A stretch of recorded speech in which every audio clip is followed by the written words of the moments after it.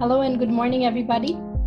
This is Sonam Agarwal. I'm your host for the day and also the director at VRMA, Vedic Roots Online, that has brought to you these webinars. I'm very happy to have Dr. Sanjeevan Deodar back with us today for the second part of the series of 5 to 15 parenting, discovering the diamond in your child. So Dr. Deodar, as most of you know by now, he's an MBBS doctor by profession, by training, and he's an Ayurvedic consultant who has been serving several families along with his wife for the last 18 years. So over to you, Dr. Deodar. Yeah. Good morning, everybody.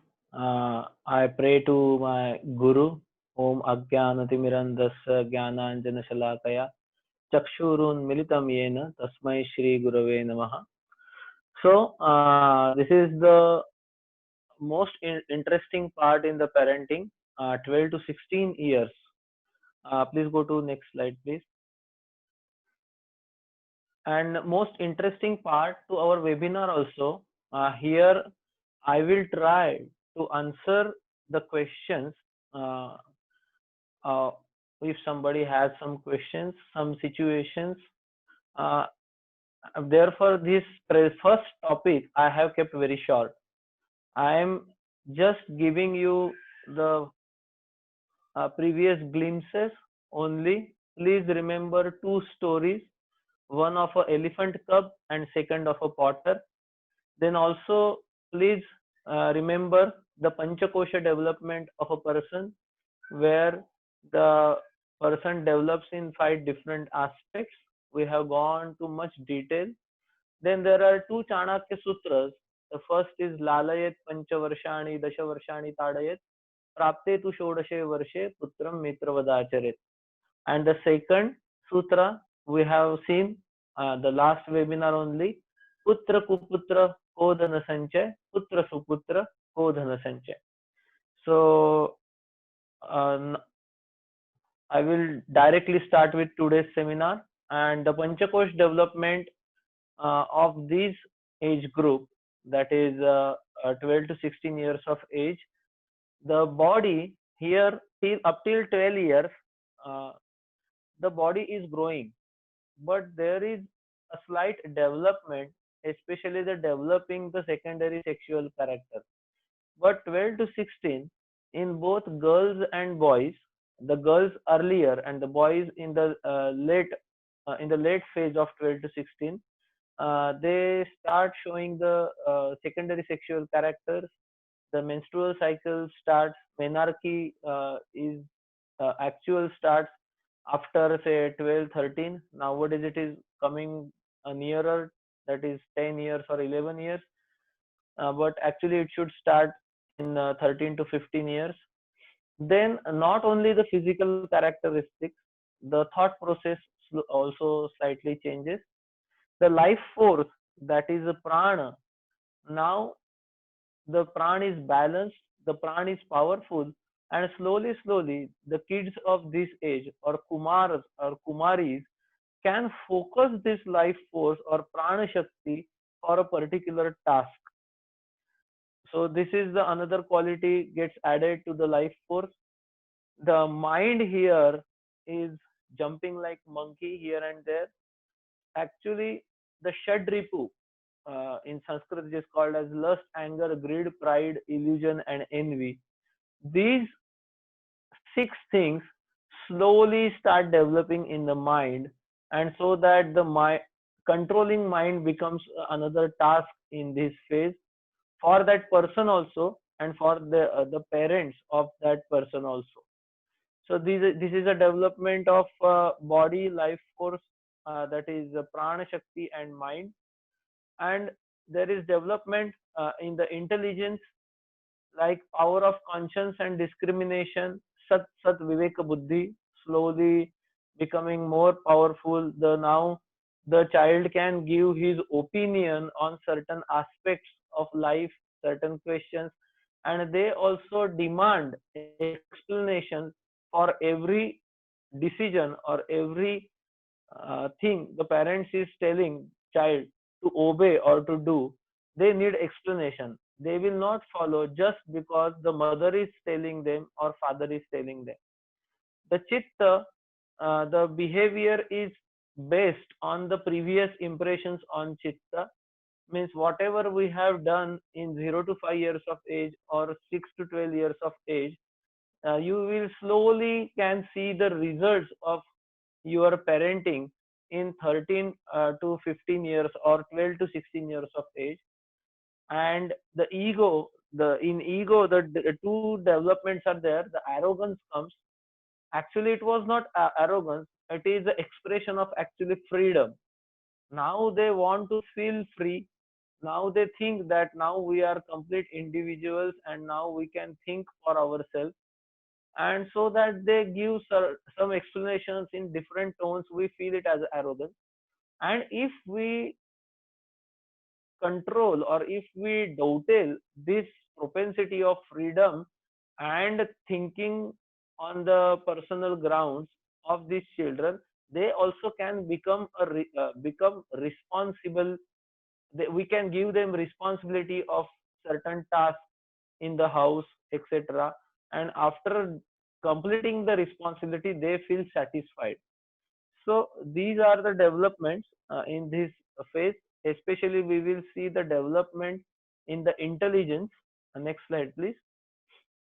So in development of intelligence, there are two things I have shown. The As I have discussed earlier, only the conscience and discrimination. Conscience and discrimination means what is right, what is wrong, and selection of right against the wrong. This is called as Sat Asat Viveka Buddhi. So it is it has started developing, evolving from 12 to 15 years of age. But I have given another thing that is called as decision, or in Sanskrit it is called as nirnay, and taking responsibility of the decision, which slightly starts developing after 16, and after 18 it is completely developed. Actually this age group we are not going to discuss today, but still I have given this decision in the intelligence development, because most of the times as parents we think that our children are grown up even if they are 13 to 15 years of age. And most of the parents do not think about their uh, child's or their boys or daughters future, especially about education, their career. And in India the situation is like that. If somebody asks you, uh, have you thought of the about the future or education or stream your child should go, the parent very proudly say that no, no, no, no, no, we are not involved in his such decisions. We have given him or her a complete freedom to decide on their own. And the child is age of a child is 13, 14, 15 years, just pass out from 10th standard or just pass out from 12th standard. This is the age group, 15 years or 16 years, where the decision process has not developed properly. So what happens? These children actually they want their parents should get involved in the decision process, but parents are very happy to keep them.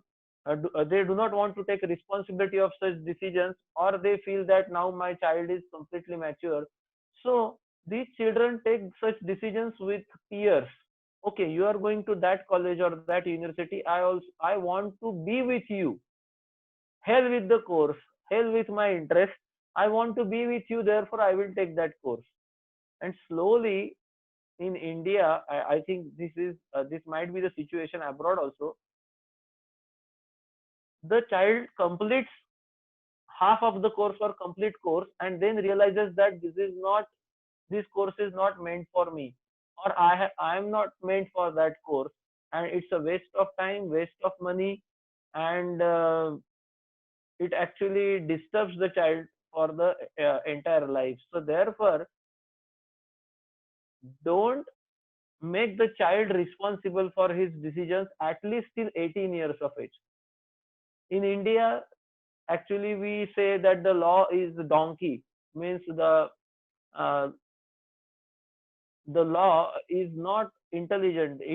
Law cannot discriminate, but still, if something if the child does something, or if the person does something before 18 years of age, there is a different rules regulations for that.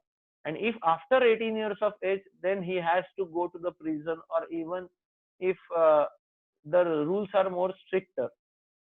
In driving also, in India we get the non gear license driving at the age of 16, and geared driving license at the age of 18. Even the voting right also comes at the age of 18. So why 18, 18, 18? Because according to Panchakosh, according to modern psychology, according to the mental science, at the age of 18, the child can become and can take responsible decisions. So therefore, before that, the parents must be there with a child to take the important decisions of his or her life. So I want to make a point here. Therefore, I have taken that also. So we will go to the next slide. So what are the salient features of the kids from 13 years to 15 years of 15 years? Actually, these salient features are of a child also and the parents also. So the first question is the child grown up, or a kid? Because this is a transition phase, a twilight zone, or a sandhikal, where the child is not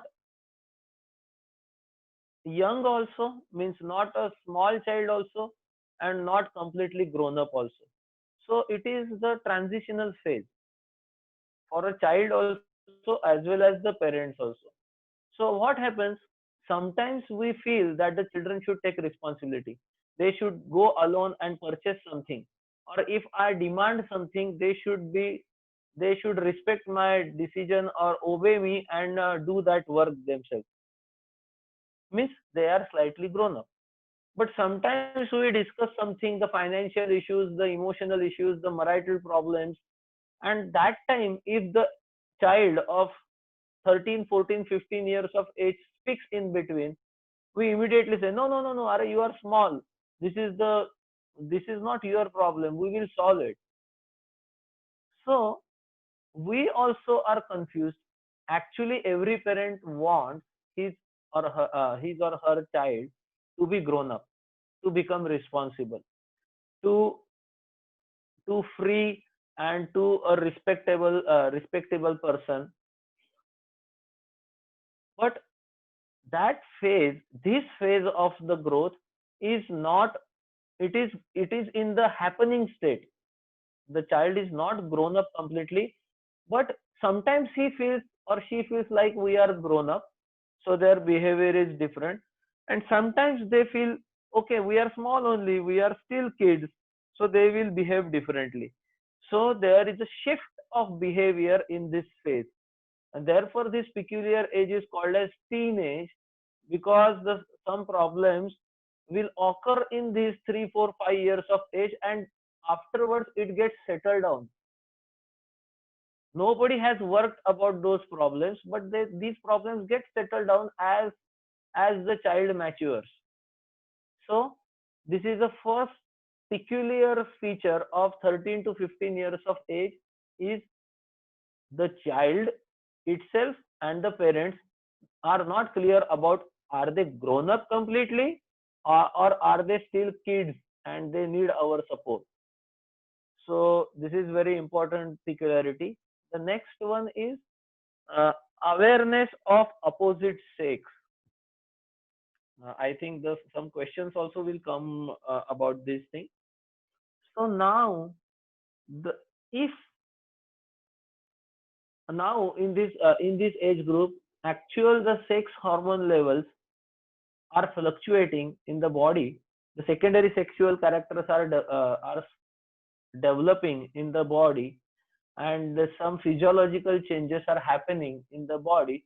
Similarly, the certain thought processes are evolved due to these hormonal changes in the body. So the boys become aware of girls, and the girls become aware of boys differently. Means before that, the girl doesn't know that this is a boy and I am a girl. This is not the question. This is not. I'm not talking about that. But now, when the girl sees a boy, the certain different feelings come in her heart. Means every girl, when see a boy of a similar age, they start feeling inside. They cannot verbalize it. So how my life will be with, if I will be with this person. It is not defined as it is, that we cannot verbalize, but certain that type of feeling, if I will be with him, how will be my life, or how I will enjoy those moments, or how I should approach. And so that these the girls in this age group, we will see, they whisper about the boys in their girly group. And if we go in that, and what are you discussing? No, no, no, nothing, nothing. Then they will reply. Uh, and this in this age group also, the whispering of the girls or gossiping increases. Again, they will laugh, uh, without, means we don't think, we will not see any reason for laughing, but still that the girls will laugh. Even the boys also become very cautious. If a there is a if the boys are in the group, and certain girl or the group of girls passes, every boy becomes alert. They become alert, they want to impress the girl, but still the fear is also there, that how she will react, how the society will react. Because in most of the countries, the rules are favoring the girls. I will not say they are against the boys, but they are favoring the girls. In India, it is like that. So the fear is also there. So there are certain emotional changes, certain thought process changes, and those thought process are expressed in the form of different altered behavior. And and we have to accept the child with that altered behavior. What are the some another behavioral changes? The girls become very cautious about the clothing, about the cosmetics. The boys are not so cautious about the clothing as such, but still uh, they want to be they focus on the hairstyle. They focus on their movements, how they are walking, how they are talking. And these type of changes you will observe in your child, if that child is in this age group. So this is very important, and this is what we say is peculiar teenage behavior. Now the parents are in dilemma. If they start speaking to the girl, don't think of boys, you should have your future is, you should focus on your future, your studies, don't think of boys, don't think of that particular boy. What are we doing? Actually, we make that girl conscious about the boys or that particular boy. Similarly, if we speak to the boys, don't think of girls, what are you speaking, you have future ahead, focus on studies, focus on sports. Actually, we are stimulating them to think about that matter again and again. There is a small story about this. uh, Once a king told his guru that, actually, I want to live a very simple life. I do not want to enjoy all these kingly things. But still, they are not. going away from my heart, what to do? The sage, that is his guru, told him, okay, I will give you answer after 7 days, but before that, you should not think of a red-tailed monkey during these 7 days. So king said, okay, it's very simple. I do not want to think about red-tailed monkey. I will do it. And after that sage went away from the palace, actually king get confused, but because every time he used to think not to think of a red-tailed monkey, that red-tailed monkey thought enters his mind. So not thinking of something, thinking about that, we actually uh, fuel that same thought. So after 7 days, the sage told that even if you want to renounce these your worldly pleasures, you have to think differently. Just thinking that I want to renounce will not help. Here, the the aspect of the story what I want to focus is, if we tell our children in teenage that don't think of the girl or the girls or boys, actually we are stimulating them so that they will think more. So it is very tricky situation. So these three are salient features of this age group. There are many. The people must have experienced so many things, but I want to keep it short now. So these three are very important features in this age. So the next thing is how the ideal parent should behave with these children. So the first and foremost is different roles for different sexes. Means now up till now I have never told you, if you have a girl then you should behave like this, if you have a boy then you should behave like this. No, but after 13, 14, 15 years we must have certain things we should think that will be different for the girl child and for the boy child. For the girl child, it is natural that she will be closer to her mother. So here the mother should take care of the girl child, because I have observed, I have seen that the mother daughter quarrels increase in this phase. Here the mother has to be more patient, more understanding, because the mother has to undergo the hormonal change during the last 4 days of a or for the first 4 days of a menstrual cycle. She also feels that there is an emotional imbalance and the tolerance level decreases, the body feels fatigue, but these hormones are erratically increasing and decreasing in that girl. So the mother should um, take care of the emotional caring for that girl is required. Similarly, the role of a father for the boys is very important here, because up till now the boys used to listen to father because he is big and he is earning member, and actually in family we should respect father, etc., etc. But now if the father is doing certain things, the boys will follow, but if father is not doing and still expecting the boys to do, they will not follow it.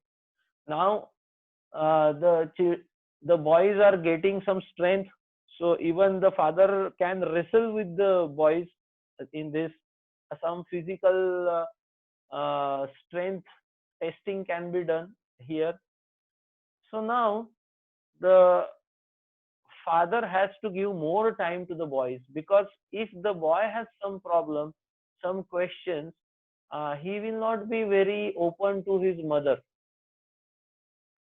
but he will be open to father if father is behaving with him very nicely and as if he is absolutely taking care of the child.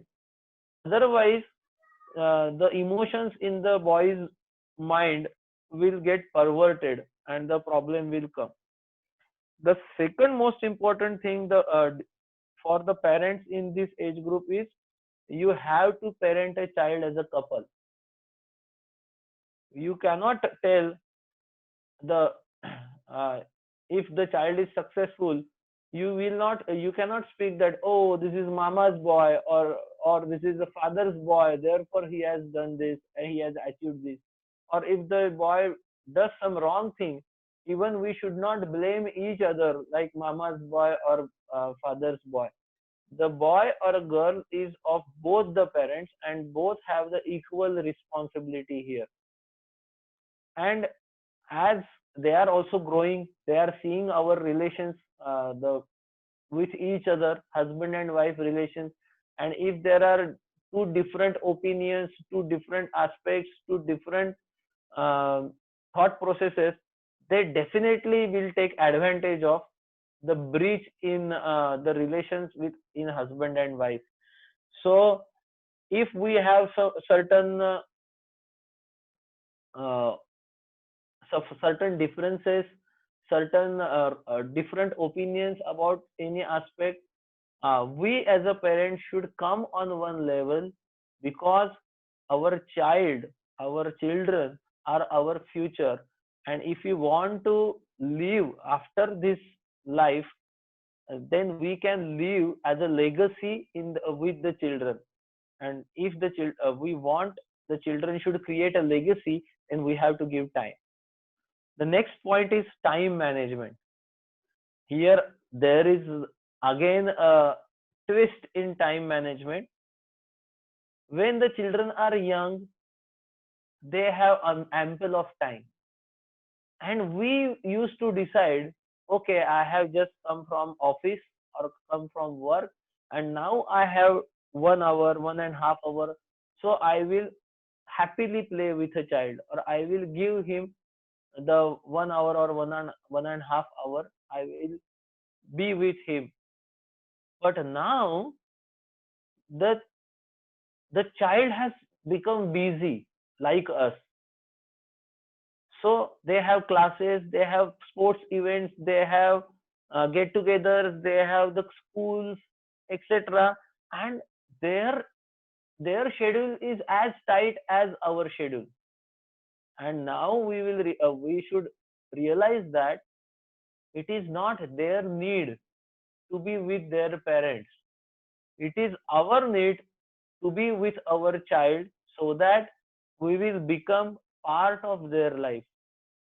They should feel, it is not just a lip service, but they should feel that my mother and my father are with me when I need them, not when they have time. So as the children are growing, actually their financial needs are slowly increasing, because nowadays the education is not free. But ev- more than that is there, uh, we should spend more time with them. So when we are planning our life, when we will teach the how to plan life to our children, we should have this focus in mind from age of around 38 or 35 to 38, when the child becomes 12 to 13 years of age, till the 42, 45, 46 years of age. These 8 years, we should have more time to our children than our career. If we can design our lifestyle like that, it is very difficult, I know that, but I am giving you the a thought process where if somebody can plan it, it is always better. So here the time management is very much required. I will share my own example. Actually, it is not good to share own example, but it just happened the last year. My son was in 10th, and here in India, the SSC, or secondary school certificate exam, is considered as important exam to select a science, commerce, or arts stream afterwards. So actually, he has not joined the private coaching anywhere. He used to learn from school and self study. But his and my plan was like that. The day plan was like that. Schedule was like that. I used to give every morning, early morning, 7 a.m. to 8 a.m. complete 1 hour to uh, my elder son. Actually, that period was actually very peak period for my personal sadhana as well as exercise. But I had changed my daily schedule and gave that 1 hour, that to a quality 1 hour. He used to decide what is to be learned, and he used to tell me that you should read and come so that you can explain to me, like that. So, but that quality time we spent 1 hour every day was a very bonding. It created a very nice bonding in between us. This is a time management. The third point is uh, to be with child. What what do we understand with this phrase to be with a child? We should always be with a child. Means there are three qualities we should have at fullest level, maximum level, when we are with child. Number one, quality of listening. If we feel the child should tell us if something wrong happens, if something odd happens in their life, at least they should have faith that when they tell us, we will listen to them.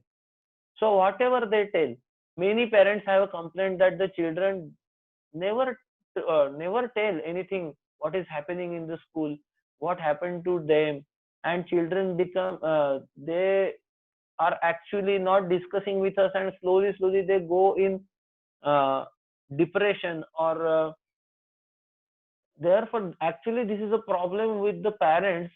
They do not have time, and they do not have ear to hear or listen what child want to tell you.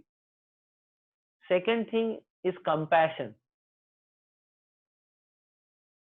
Sometimes what happens if some something wrong uh, happens and we do it, we are responsible, we take, the air is human. Okay, we can make mistake, we are not complete. The same feeling we should have for our children also. They can make mistake, and we are there to correct their mistake. We are not there to show on their face or on others faces that he is at fault or she is at fault. She or he also knows it. Now they have developed intellectually also to know that they have done something wrong or something wrong happened. We need a compassion and tolerance. To be with a child means listening, tolerating, and being compassionate to our child. And if we are, underline this, become, please hear it very carefully. If we are not listening, tolerant, and compassionate to ourselves, our partner, then we cannot become listening, compassionate, and tolerant to our children also. So we should inculcate these qualities about ourselves also, our partner also, and then our children also. This listening quality is very good. Actually, um, the God wants actually shown us by developing us only how much percent we should listen and how much percent we should speak. Like we have 2 ears, and the exclusive work the ear does is here, and we have a tongue. Tongue has two functions: speak and taste. Means if we divide these and put an arithmetic equation, then we will realize that we should hear 4 times than we speak. Means if we hear 4 words, then only we are entitled to speak 1 word. If we follow this formula, our spouse will be also happy and our children will be also happy, I think our bosses will be also happy, and you will get more time also to meditate. So this is very important to be with a child. There is one story of ISKCON founder Acharya Srila Prabhupada. He was on the flight, a long flight, I think from East Coast to West Coast, and he sat just next to a tennis player who afterwards became a tennis coach and then the management coach, uh, Peter Burwash, I think, and I think he is from Canada only, if I am not wrong. So when Prabhupada sat beside Peter Burwash started talking about the tennis, and there are Prabhupada's disciples also sitting around, and they are saying, we are here to hear Srila Prabhupada speaking something very important, a life message, and this fellow is speaking only about tennis, and Srila Prabhupada was also taking interest. Oh, like that it is. Oh, tennis is very tough. Oh, you must have stamina. Like that, he was also replying. Means it's a positive hearing. It's not a neutral hearing. So after 80% of the travel, uh, air travel, the Barwash realized that I am the person only speaking, and this Swamiji is just listening. And then he asked Prabhupada, "What are you doing?" And then Prabhupada spoke only 4 to 5 lines, uh, and then that Peter Barwash become very favorable to Prabhupada and his teachings. Same thing happens with the children. First listen out them, and then give some suggestions, positive, compassionate, tolerant suggestions, and they will listen to us. Now I'm going to discuss certain a very might you might think a controversial point, but just give thought about it. At the age of 13 to 15, as a parent, we must create a foundation for major decisions in the children's life. What are the two major decisions in the children's life? Number one is where he or she could should pursue her career, that is profession. Previously in Vedic India, it was very simple. The barber's son will become barber, the potter's son will become potter, and the doctor's son will become doctor, and teacher's son will become teacher. It was very simple and no competition, and everybody is free. Every educational aspect is free because it is learned in the home only, and the business is also secured because nobody else can enter into that business, feeling or seeing it is lucrative. But nowadays it is not the case. But as a parent, we can think on this. From when we can think? Before conception also we can think. If I'm trying for a future progeny, a child, the child should have these qualities so that he can continue my business or something. These thought processes are not do or die type of processes. These thought processes should be prayerful. It should be in the prayerful mood. I wish my son should become a doctor like me so that he can serve the society. I wish my daughter should be in the design, because in our entire family, we have that special design gene in us. So like that, first, if the parents have the fixed mind, okay, my if my son or my daughter will become so and so, she will become happy in the full, and she can live a fulfilled life.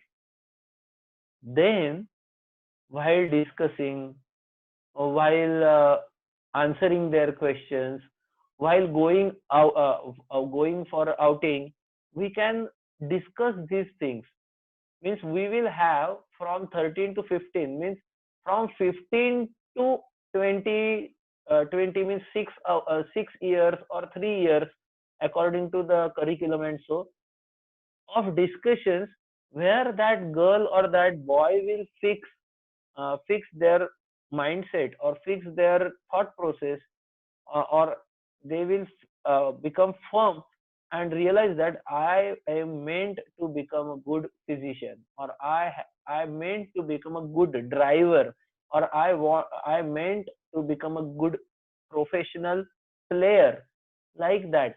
But nowadays the parents are not giving the thoughts about this, and some parents are very boldly tell that, "Ah, this is not a matter of discussion at all. The child will take his own decision." And I have seen the children failing in taking these type of decisions. So a responsible parents of 13 to 15 years of age group of children means we have a responsibility to think on these lines also.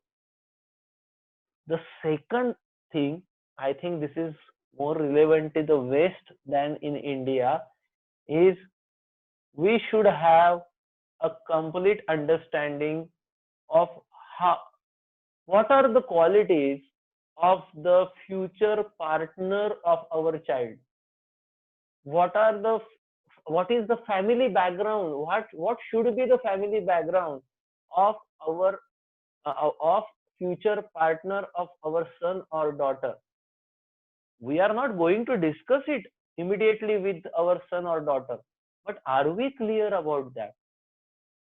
Are we clear about that?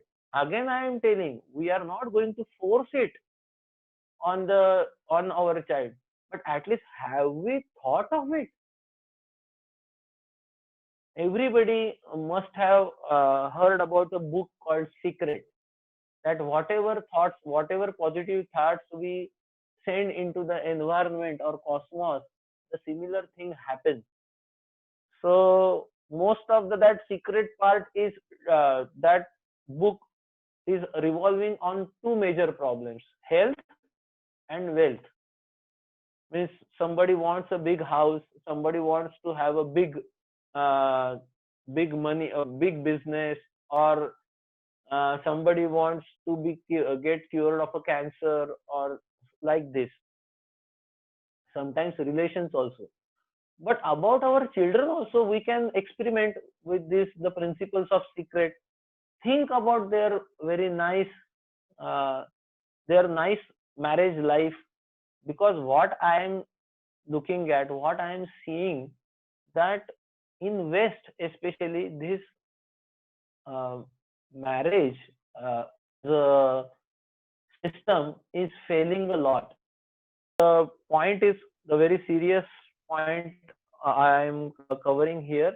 So this type of thinking, as a parent, if we are not getting this type of thinking, that there is certain lacunae in our parenthood only, we should think like that. So this is the, we can go to the next slide. What to do specifically as a parent in 13 to 15 years of age. So during 13 to 15 years of age, it is called as, the child should follow a self control. Self control means self control on the body, on mind, and on the language or on speech. Kaya, manasa, vacha. And during this kaya, manasa, vacha, if we are very focused, if we are very determined to follow something, and if we are reluctant, or if we are not deviating from our path, it is called as brahmacharya palan. Actually, brahmacharya palan in Vedic India means not mixing of two sexes at all. Means when the child after 8 years of age used to go to the Gurukula, means where used to go to the residential school uh, at Guru's house, that is Gurukul, then they used to follow very strict life, uh, very hard life with a very hardship, and uh, they are controlling their senses. They are doing yoga sana and tapasya and everything, controlling their diet. It is called as brahmacharya. So here we should teach the children with our examples also uh, about the the certain principles of brahmacharya. So this is self control. If the child can control some of his urges, then we should give them, reward them, not in the form of things, but actually in the form of good words, a respect, the respect that the child can feel, not just hear. So this is the number one thing we should expect from the children in 13 to 15 years of age. Second is the home bonding, gruha priti. This is also a very important aspect. We have discussed this aspect in the previous avastha also, bal avastha. But here, till up to the age group of 12, the mother and father or some elderly person is working with that child. Means mother and son is cooking, father and a daughter is washing clothes or drying the clothes or cleaning the house, or father and son or mother and daughter are gardening together. But now uh, this gruha priti or home bonding goes to the another level, where the children take responsibility of certain housework and do it properly and do it exclusively, excellently, so that the mother and father will feel proud. So if we train them properly in the bala age, then they can take such type of responsibility. The third aspect is service attitude. They this is this at this All these things we should teach them not by speaking but by behaving ourselves. This service attitude, if what is service actually? Service means not a job, a salaried job. Service means voluntarily accepting discomfort to comfort someone else. Voluntarily accepting a discomfort, it might be a bodily discomfort, a mental discomfort, emotional discomfort, to comfort someone else. So this service attitude, if we can inculcate uh, in this in 13 to 15 years of age group children, then they will shine like a gem in the society. No need for you to look after them afterwards, because the society will develop them, because society needs such type of people just to maintain. And if we have elderly population in our house, for example, if we are living with our parents, or we go and visit our parents, like that, then we should actually by showing an example to them, we should guide them how to behave with the elderly people, how to serve them. The sushrusha thing, that is serving the elderly people in the society as well as in our home. If we can develop this type of quality, this is very important, and we should expect these children and train them accordingly. The fourth aspect is artha vyavahar. Last time we have told artha sanyam, where we taught them how to control spending, how to use money properly, how to evaluate the person not by his clothes, etc. Now vyavahar means economic transactions, means they are going to bank, doing some withdrawals, uh, operating their own bank account, or going for shopping, sometimes with mother and father, sometimes if it is very close by than themselves. So that they will be get accustomed to the economic transactions and how the people can fool us, as well as how people can help us during this economic transaction. They will get the experience of that. So we will train them properly, and then only we will expose them to such an experience. That time they also will become quality conscious. Next, they will realize only price tags will not speak about quality. They will realize by smelling the fruits. They will realize by touching the cloth. Is it of worth the money I am paying? Is it good? Because what is happening now? Why we are spending more money on brands?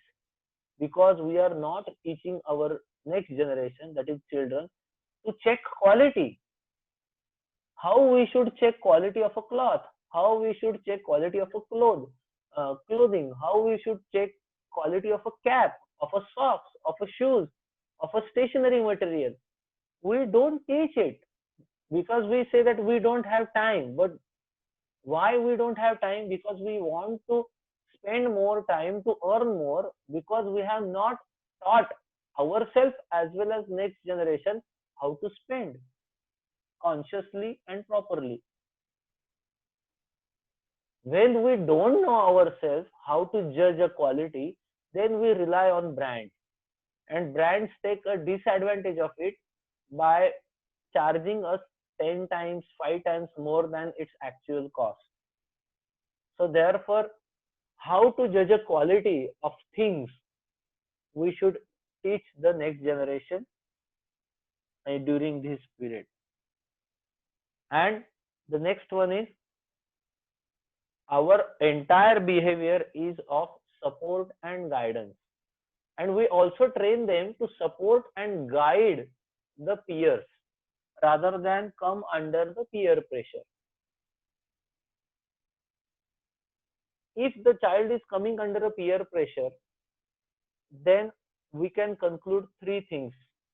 Number one, the child doesn't have his own opinion guided with or supported with logic, supported with the observations, logic, and conclusions. The next thing is, the child is not so close to the parents so that he can uh, rectify his certain assumptions about life with the parents. He cannot discuss it. He or she is not open with the parents, or he doesn't have faith in parents that they will help him or help her in this situation, and therefore he wants some other group to recognize him, register him, and feel that I belong to somewhere, and therefore he is going under the peer pressure. So if, as a parent, we respect his freedom, that is swatantrya, and also guide and support to utilize that freedom of thought, freedom of any other freedom that they realize in that age, then we can pull the child out of the peer pressure. And ourselves, actually, we also come under peer pressure because our logic is not developed. Why the child should go to the certain school? Why the child should do a certain course? Why child uh, should be should wear a certain type of clothes in the young age? This is nothing but a peer pressure on his or her parents. The peer pressure is taking deciding factor for the children's parents during that phase. The same thing happens with a child. Therefore, we should also feel a freedom ourselves as a parent, and also give him a feeling of a freedom. And only free person can become a responsible person. This is very important. If we want our child to be responsible, then we should respect his thoughts, respect his views about the life. Also, if they are not matching with our views, then discuss it out. Not on the basis that I am telling you, therefore my view is right. No, you tell your view, I will tell my view. Why my view has been developed? Because of my experience. I will discuss that experience also. You discuss your experience, and we will be openly come to one conclusion, a golden mean, where you will be satisfied and I will be satisfied. If we can have such a healthy discussion, and to have such healthy discussions, we should have a proper time with these children, and that to a quality time with listening skills, compassion, and tolerance. I think I have presented you whatever I want to give to you for 13 to 15 years, and now we should discuss about some questions. Thank you so much, Dr. Deodar. I have questions that came in from last time, and I'm also going to ask our listeners to send us the questions in the chat window. I'm going to start off with the questions in the meantime from last time. Yeah. Well, one of the questions which I feel is more relevant right now is that, you outlined some of the principles that we should follow during the different stages, from 0 to 5, 5 to 12, 6 to 12, and then onwards. What if in the early years, say from 0 to 6, and then even 5 to 12, we did not follow the principles, and, we were not ideal in terms of our behavior in front of children? What can be done? How can we heal that loss that has happened? Yeah. First of all, number one thing is a genuine feeling in the parent's heart that we have missed something in our life, and more of we have, because of our behavior, child has missed something in his life. If we have that genuine feeling in our heart, then the second thing should come, that now I want to correct it. Sometimes what happens, we start justifying, the child also start justifying, and the parents also start justifying that if we have got this information before, then only it is possible. No, every creation is created on two platforms. One on our mind's platform, and second is in actual. So at the level of our mind, we should be, number one, very open, that okay, this thing has happened, and now I will correct, I will improve myself.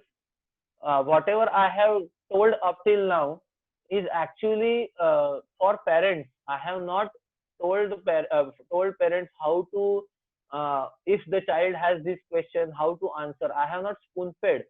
So actually the things what we have discussed in these 4 seminars are actually helpful as a person to the parents also. They will become happy, they will have time for their own, they will enjoy spending time with a child. So all these things, whatever I have lost in during this phase, I want to do it.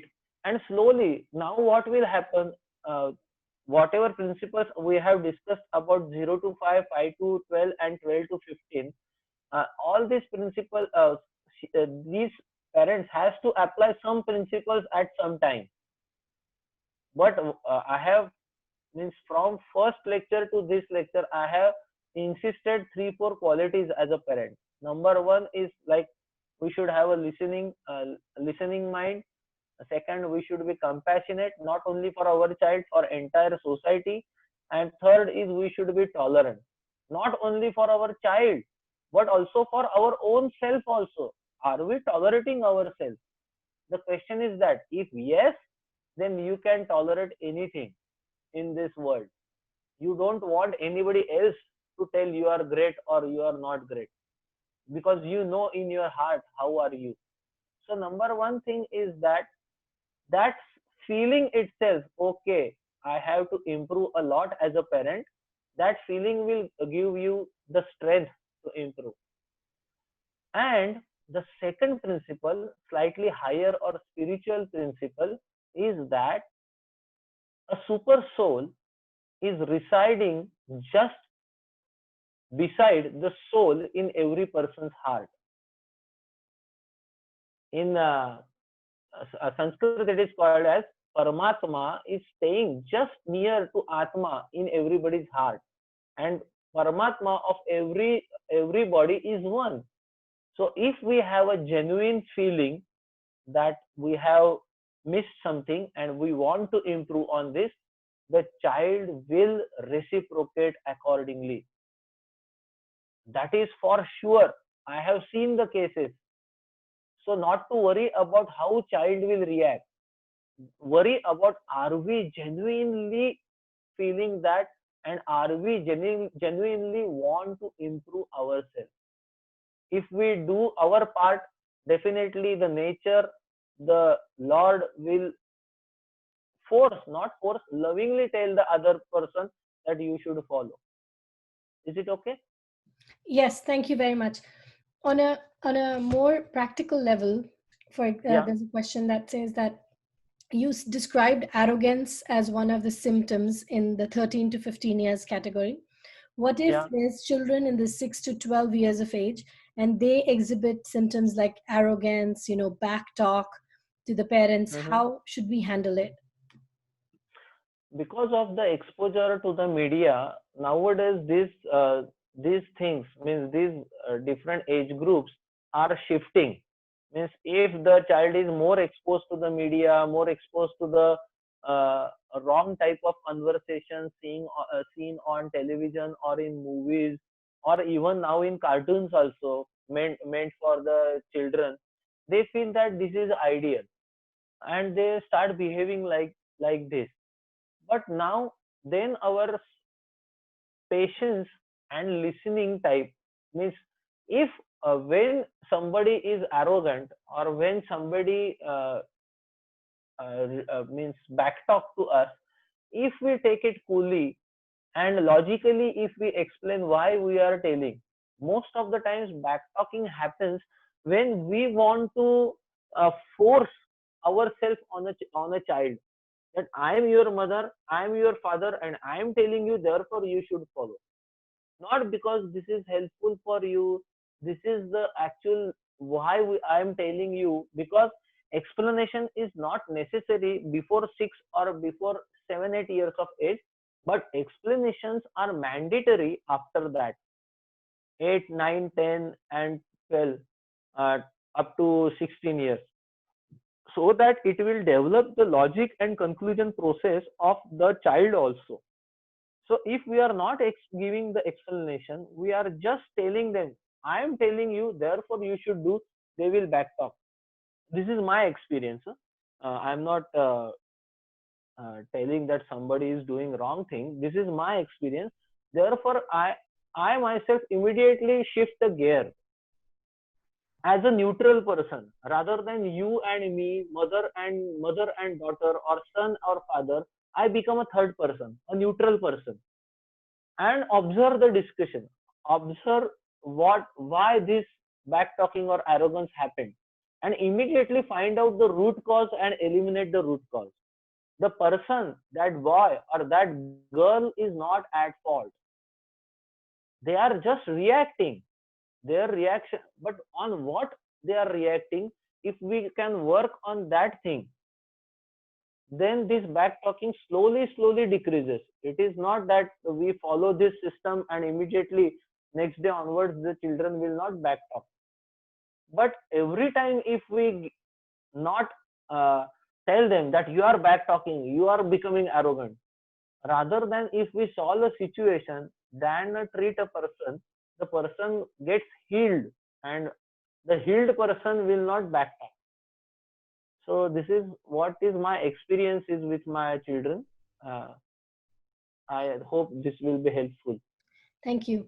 Yes. Another question is that you mentioned how making some key decisions should not be left to the children. For example, you quoted like course selection. It shouldn't be left to Yeah, only the child, but how parents should help the child make the decision. Sometimes, and I know oftentimes with like parents who have an Indian background, we have a lot of pressure to make our child a doctor or an engineer, and the children actually feel pressured to follow that instead of, if they have a desire to do something else, or if they have a quality that's for something else. So it's actually the other extreme, that parents force the children to take up certain courses because they want them to become someone prestigious in the society. So how to strike a balance between the two? actually, earlier influence is the better influence. And earlier means at the time of conception, if we plan for, and that too, the second thing is that our first principle is earlier the better. If you want to tell a child that if you become someone like say a doctor or engineer or anyone or a very good businessman, I will be happy, like that. If we discuss this out at the age of say 15 or 14, before that we are not uttering a word about a profession, then it is a shock to the child also. What is this? But if before Garbhadhana Sanskar, if we meditate on these things, that I want my child to become a doctor. So, oh Lord, please give me a certain soul. Now, this is not possible for everybody, because now everybody's son or daughter is in teenage or 5 years of age, something. But I am telling you, if you want to plan it out, or if you want to tell your son or daughter to plan it out, then they should plan before conception only. That is the safest thing. Again, I will quote my example. This is, because I came across this recently only. Uh, because you also told that mine is I am a third generation doctor, and I can feel that if you as a profession, if the profession remains in one family for 2, 3, 4, 5 generations, then the family members themselves get benefit of it, but more than that, the society gets benefit of this, because the knowledge grows in those families, and struggle for existence, struggle for proving themselves slowly decreases. So they have spare time, they have spare capacity for knowledge, and so that we can improve the society as a whole. So for the society purpose, if I desire that my son should become an Ayurvedic doctor, now he just passed 10. After 2 years, he will get the admission in Ayurveda. I don't know what will happen in these 2 years. But when their school independently find out his inclination, out of 100, 95% percent of his inclination is health sciences. And because we have not forced him, because we have not told him that you should become doctor, you should become doctor, but we discussed our profession very happily, very positively, and even with our hectic schedule, we gave them proper time, care, love, and played with him. Still, I give proper 1.5 hour with my to my son. So then the feeling comes to son, that if my father is taking care of me, if my mother is taking care of me, they are fulfilling all my desires. I should also think what is their desire about me. In that sense, if the child takes our wish, our desire, then this is a positive thing. Otherwise, the stress is increasing, and now in India, this is a IIT fever. Means, yeah, 15 lakh students only pay in lakhs of rupees, go to coaching classes, and only 1500 get selected. Means means the parents should also think about this type of uh, competitiveness, and I'd say it as a rat race. So that thought process should be developed in the parents, and the discussion should happen in the family. Means I have, as a father, I have certain feeling about my child, and mother will have different thought. So that also communication should get communicated, and the child should get only one thing from both the parents. Then child will listen. If mother is telling something, father is telling something, then child gets confused. वो दो ही fix नहीं है तो मुझे क्या fix करेंगे, ऐसा हो जाता है. This type of feeling happens.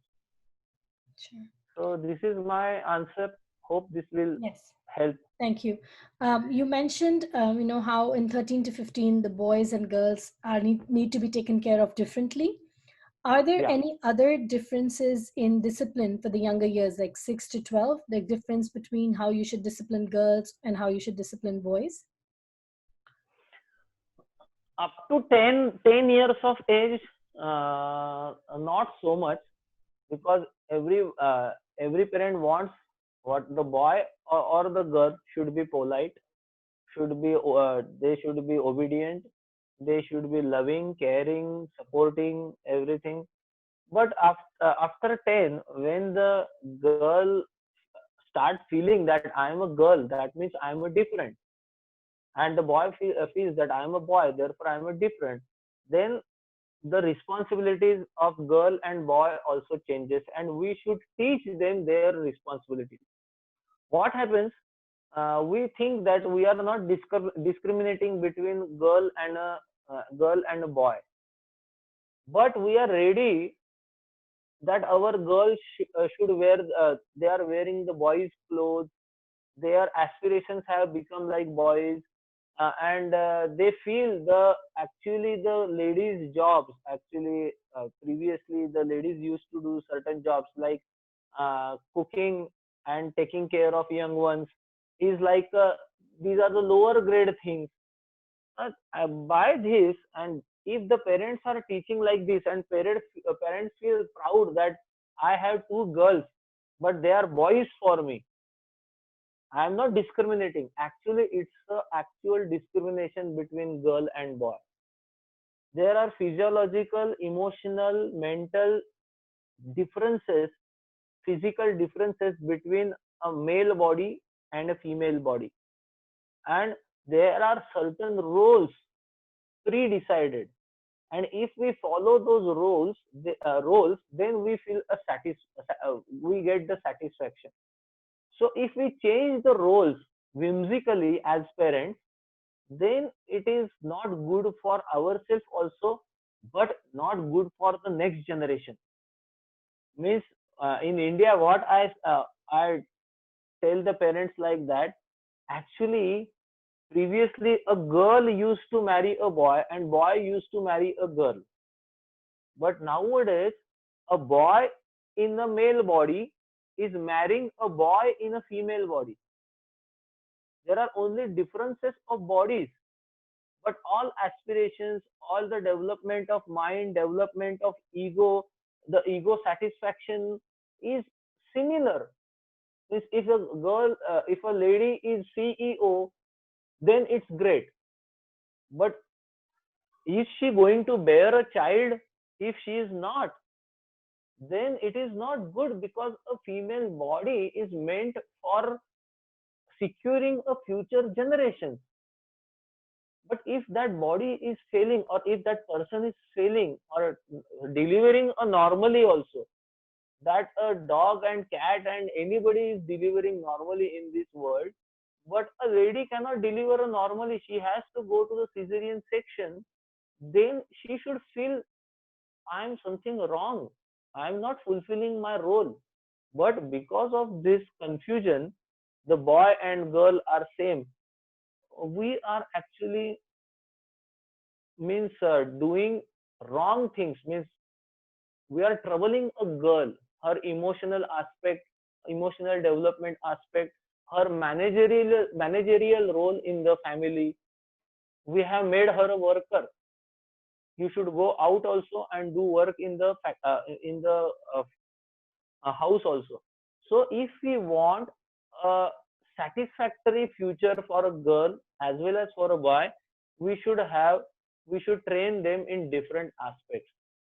The girl should feel that if she can feed 5, 6, 10 people very satisfyingly, that means she is successful gruhini or successful lady. So that type, if the both the son and daughter has the same aspirations, then the divorce rate will be more. Then they will not get settled in their marriage life. Then there will be problem because the girl cannot become a proper woman, cannot become a proper wife, cannot become a proper mother. The boy cannot become a proper uh, man, cannot become a proper husband, and cannot become a proper father. So that in that way, we should slightly change the training pattern for them. Means driving skill although is important for both,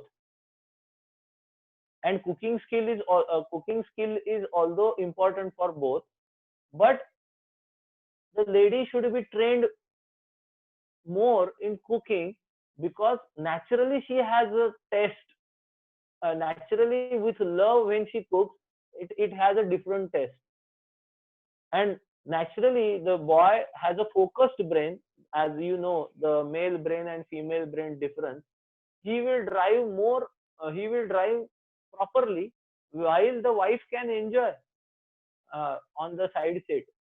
So this way, we should, as a parent, we should decide what aspect should be trained to the girl and what aspect should be trained to the boys. And this is, I think, this is the um, individuals must have say on it. This is not just everybody should follow. These are my thoughts, what I have given to you. So I think this fulfills the question or not. Then I have to come back after studying something. No, I think this is helpful. Thank you for laying out the principles for us. Um, I have another question that has come up is that sometimes you describe the different age groups and the different characteristics of the children, but sometimes children are at a different pace. For example, one child may be intellectually ahead. They may understand things very fast, Mm-hmm. but they're emotionally not as developed as their age should be. So how can Mm-hmm. parents manage that difference? That, for example, a boy may be doing things much, learning things faster, being able to speak more better just naturally without any force, but Mm-hmm. we also want to balance the emotional development that happens in different age groups. So how do we handle that? Yeah. First of all, we should introspect ourselves because the children are nothing but they are the mixture of our own gene pool. Second thing, the genes get expressed in the environment we give them to. So we should first of all think: are we more like left brain person? Are we too much logical and not becoming supportive, not becoming compassionate? If it is so, then we start changing ourselves. Most of the time, what happens? The more logical people are apparently look more successful because and then these people don't feel like changing, but they realize that something is lacking in their children. So before we plan for change in our children emotionally, and we talk emotions and we think that they will feel emotions, it will not happen. If we ourselves start feeling emotions, we will give some time for with the child. And most of the times what happens, we think that the child is very brilliant and he is callous. Actually, he or she has emotions, but they are not properly let out. They don't know the way through which they can share those emotions. So if we create a proper environment for that, by sharing our own emotions, by becoming more emotional, they will come. in parenting, I realize one thing in that, if there is certain problem and if we divide it, who is more responsible, parent or a child, then always 70 to 80% the fault is with parent, and 20 to 30% is a fault with a child. So most of the time, I'm not saying that a fault means it is a blunder or it is a sin, but yeah, therefore the correction can be done more by the parent, because and the responsibility of correction is also lies with one who is more experienced, more intelligent, and more emotionally developed, that is parent. So as a parent, we should become more emotional. We should become we should, whatever emotions that child has got, we should be discussing about it. See, the very important principle is that uh, what things we praise will grow, means, or what things we focus on will grow. Most of the times with these children, what happens, emotional their intellectual success is more focused, because it can be measured, it can be shown to other people, and definitely if the child is intelligent, then the parents ego also uh, gets boosted. Oh, this is my child. So unknowingly we are feeding that intellectual part of the child more than that of the emotional part of it. Internally we feel that the emotional part also should grow and balance the intellectual part, but for that we must focus our intention also to their emotional part. We should reward the emotional achievements rather than the intellectual achievements. So, and sometimes during that process, he slightly feel that, or we slightly feel that he is coming down, his intellectual development is also slightly coming down. Don't worry about that. If your focus is on the emotions, if you are rewarding his emotional development, then he will definitely become emotionally evolved person. And mind well, to become satisfied, to become actually successful in life, the emotional thing is more important than the only intellectual thing. I think it will be helpful. Thank you. That's really helpful. Now we have some specific questions, for people who've shared their situations, and I understand that we may not be able to answer specific questions. Yeah, still we will try. But let's try. One question I have is, our son aged 9, almost 10, is showing a lot of emotion in the way of anger and defensiveness and blame on others. He is otherwise emotionally and generally very happy. When he experiences this anger, we cannot get through to him with love and compassion. He does not take responsibility for his actions. Any advice on how to handle this phase, which started about a year ago? Okay. Uh, is it possible for you to just repeat repeat in 2 3 sentences what is the problem? Sure, the child, a 9 years old boy, he's showing a lot Yeah. of anger, Okay. defensiveness, and blame on others. And when he Okay. gets angry, the parents Okay. cannot connect with him. They cannot show any Okay. love or compassion. Okay.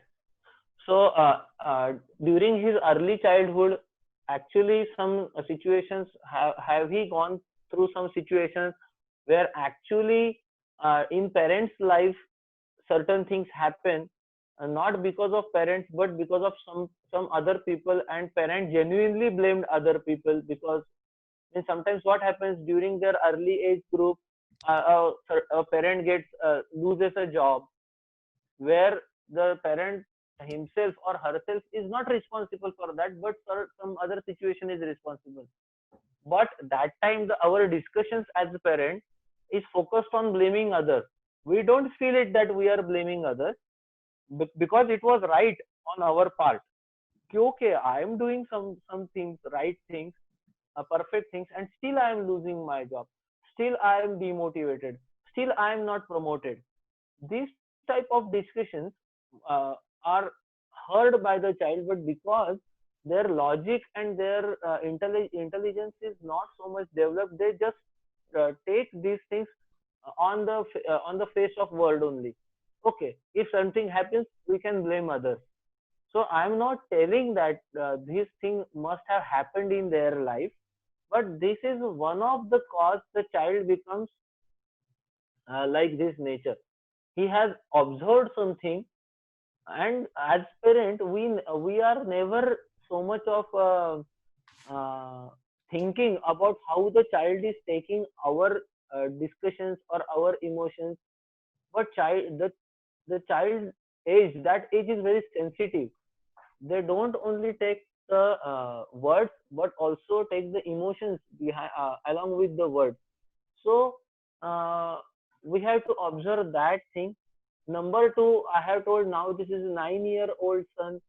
So here, just love and care is not help, will not help him to heal. Here, some discussions are required, some logical discussions are required. For that logical discussions also, if he is not calming, then the patience on the part of the parent is required. And if the when the child is angry and child is blaming, that time sometimes disconnecting that child, changing the subject is sometimes useful. And then when the child becomes calm, child becomes peaceful, then again starting that same subject and discussing it out. You are thinking in that direction, but actual things have happened like this. You are not wrong in feeling it like that way, but this is another aspect. If you see, if you have read the 7 habits of highly effective people, someone there is a picture called as young girl or a old lady. Means two people are discussing about the different aspects or in different perspectives. In that 7 habits, it is called as paradigms, but both are right. So give the child, first tell the child that whatever you are feeling is not wrong as far as you are feeling is concerned. But the whatever you are feeling is not wrong, but it is not helpful to you. And whatever I am telling is also right. Whatever you are feeling is also right, but whatever I am telling will help you, will improve you, will make you a person, a developed person. So in that aspect, whenever you first say that you are wrong, he starts defending. But when you accept that okay, whatever you are feeling is genuine and it might be right, or it is right on your part, but listen to my view also. First listen to his view completely. Don't justify, don't judge. That listening quality, that is patient listening, compassionate listening, and active listening. Just do these three things, and then start speaking about what is your viewpoint. If some of you know Bhagavad Gita, Bhagavad Gita is nothing but a song of a Lord. Bhagavad is Bhagwan, Lord, God, and Gita means song or words. But during 18 chapters, Lord started speaking, Bhagwan Sri Krishna started speaking at second chapter 10th verse. That means first 45 verses, Lord is just listening. So the Lord can listen. Then as a parent, as a mother or as a father, we can also listen to certain things which we feel are not right, but we listen to child, make them feel them calm, and then discuss it out and finish the matter. If these matters accumulate in the heart of a child, then afterwards it becomes difficult. So this is my answer. Thank you. I hope it will be Yeah. helpful. Thank you so much. I'm going to take, there's two more set of questions. I'm going to take those and then we can conclude. One question is, specific, that there's a girl child with a medical condition, autism, and it's very Mm-hmm. hard to make her understand. Is Mm-hmm. there any guidance you have for them? Mm, see, actually, this is a specific medical Yeah. condition, Hmm. and is it a single child, or No, she they has have a some? brother, a 5 years old boy, who's a typical child, and the mother says Okay, that they're both very hyper, but okay. to they don't listen, and she's not sure how to discipline them, how to set rules. Okay, okay, okay. There are some, so there are certain herbs available in Ayurveda, which do not depress the brain, but they calm the brain. So there are certain preparations. I think I can mail you those preparations, so that if they are available there in the form of herbs or in the form of a ready medicine, then this medical help can be helpful to uh, the this autistic and hyperactive child. Second thing is, when the child is hyperactive, then we should decrease the stimuli to this child, because uh, they respond they respond very quickly, and also the response is haphazard. So if we choose the stimuli to give it to them, uh, the slower stimuli, or if they can be, uh, if the screen can be avoided in their life, and the mother and father give some time to the children if possible. I think the one parent is giving complete time, I feel like that, because autistic parenting an autistic child is not so easy. And second thing, we should have a prayerful heart, number one. Second thing, we should be a responsible parent every time, number two. And number three, we should experience the uniqueness of the child. Don't compare the child with any other child. Don't think that that child is abnormal, because the qualities you associate with in the person, that person, that qualities get increased, and we get the same feeling. If you start thinking now, from now onwards, that this is my special normal child, and behave slowly with normally, behave with that child normally, but in the mind we know that it is not a normal child, it is special normal child. So that the parents must have a tolerance level high and a compassion level high, and slowly the autistic children, very few autistic children become autistic adults. There is, miss, as the age grows, slowly but surely the child becomes normal. Okay, slightly one or two steps behind the so called other normal population, but they can support themselves, and they will support the family also, not to worry about that. And I think positive attitude in parents is very much important, and proper guidance. But I think in Canada, you will the guidance quality is high, so not to worry. Thank you. Thank you so much. Another question is, if both the parents are from a different religious background, is it Okay. okay to give them both exposure to both religions, or follow one? See, now whatever I will speak on this question is my personal opinion, because uh, this type of question I never came across up till now. But I think, uh, how is the constitutional situation in Canada also will be important here, because in India, if the mother and father are from different religion, father's religion is continued as the child's religion. But in Canada, if there is a choice that the child can study both the religions, study it in with comparison, and mother and father are just thinking, they are not preachers that my religion is great or your religion is great, but they will expose the child to the facts of the religion, and then the child chooses one and become a disciple or become a follower of that religion.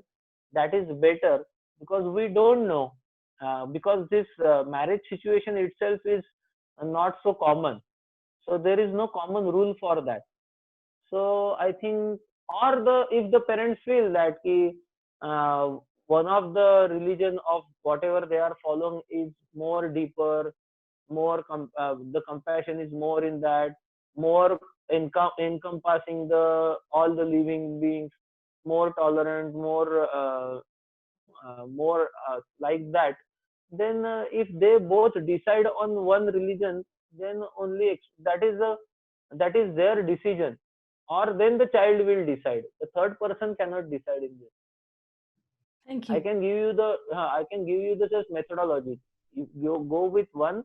Number one, you decide and tell the child, or number two, you give the knowledge and the child will decide. But don't ask the child before 18 years of age. Don't influence the child's decision. That's it. Thank you. The last question that I'm going to take for today is that some kids will talk about their ideas, but when it comes to action and work, they will not show much interest. What could be the Hmm. possible case? Yeah, in Sanskrit it is called as Arambha Shur.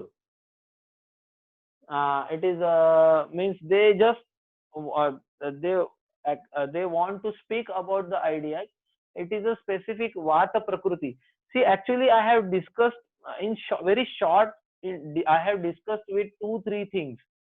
One of the thing is the children will behave, or as an adult also we behave as per our Prakriti, and we have six Prakritis: Vata, Pitta, Kapha, and Pitta, Kapha, Pitta, Vata, Vata, Kapha.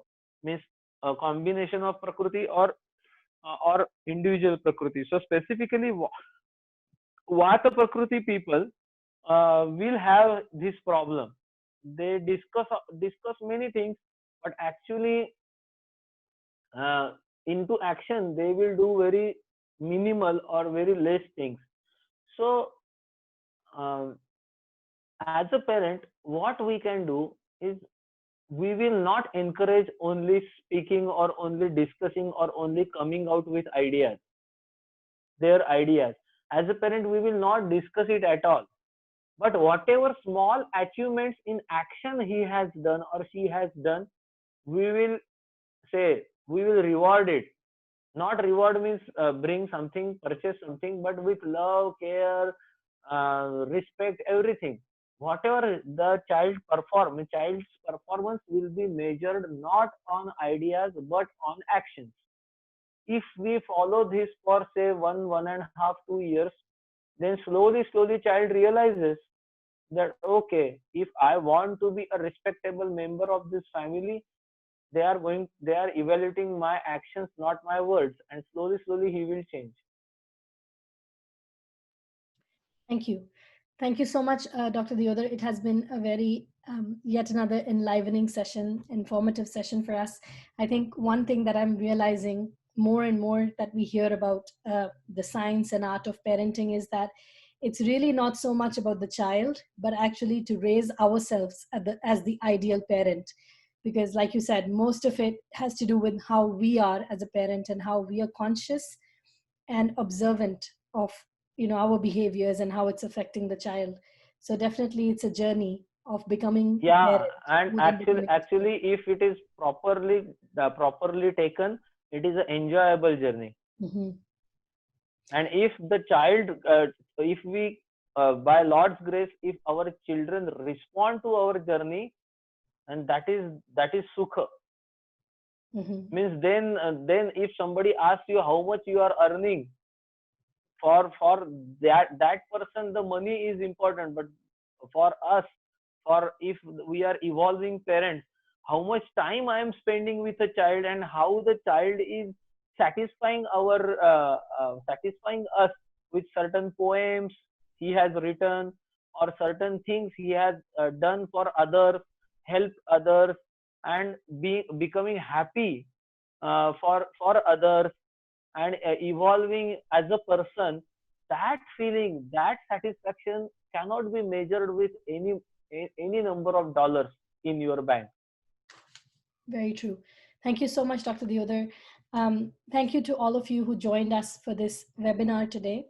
Our recordings for the last webinar are now available on our podcast channel and our YouTube channel, and this one will be going up shortly as well. As a reminder, these webinars are brought to you by Vedic Roots. We are a licensed preschool located in Scarborough in Canada. It's our goal to bring a revolution in education, and we believe that it starts with the right parenting and the right setup in the families. So we're very grateful, Dr. Deodhar, for you to share your experience, your wisdom, and so much knowledge in helping all of us move along in our parenting journey. Thank you all so much.